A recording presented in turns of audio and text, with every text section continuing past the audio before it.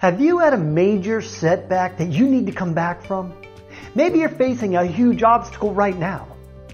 I'm going to tell you a true story about overcoming adversity that turned into the greatest thing that ever happened to me. See, I began my mental toughness trainer career as a manager at a Fortune 500 company. Now, before becoming a manager, I was an hourly worker. One day I'm a worker and the next day I'm a manager, just like that. No training, no instructions, just here's your desk, here's your office, and I'll see you at a meeting in 2 hours. So 2 hours goes by and I go to my first meeting with my boss and another manager who's supposed to train me. My boss is conducting the meeting and he starts talking about all kinds of things and I have no clue what he's talking about. I'm scribbling notes as fast as I can from what he's saying and my partner's just sitting there listening, nodding his head. My boss is giving us task after task and all of it has to be done by tomorrow, the next day, by the end of the week, etc., right?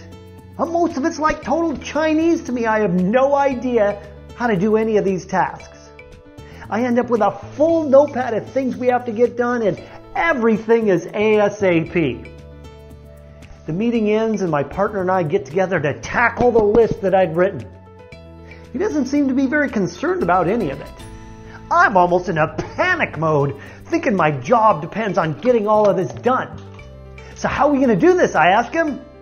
He says something like, we don't have to worry about that one. Well, how about this next task where we have to do blah, blah, blah, blah, blah by the end of the week? He says, well, let's deal with that at the end of the week. And it goes on like this until he says, I got to go do something right now. We'll deal with this later. As it turned out, a year later, he was let go. Now, my boss had told me that his door is always open, and so I knock on his office door, and I sit down across the desk while he has his back to me working on his computer.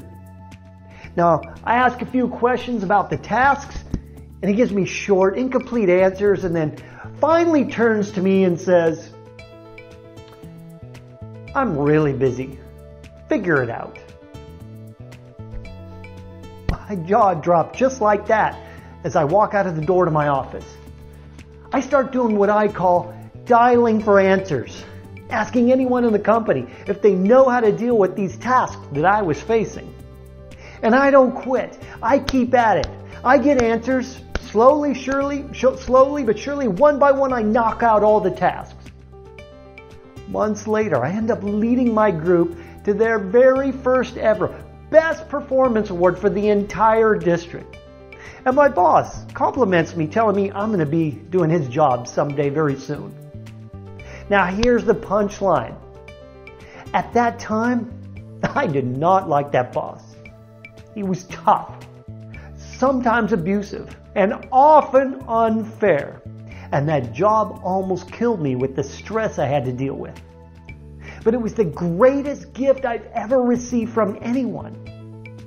To this day, whenever I need to overcome adversity or deal with any new task, I say to myself, and I believe it deep down in the tissues of my being, I'll figure it out. And I always do. I always figure it out. That job, that boss, the deadlines, it all taught me that I can always figure anything I need out. Find your power belief from your comeback story. It's right there. Use it. I'm Craig Sigl, your mental toughness trainer.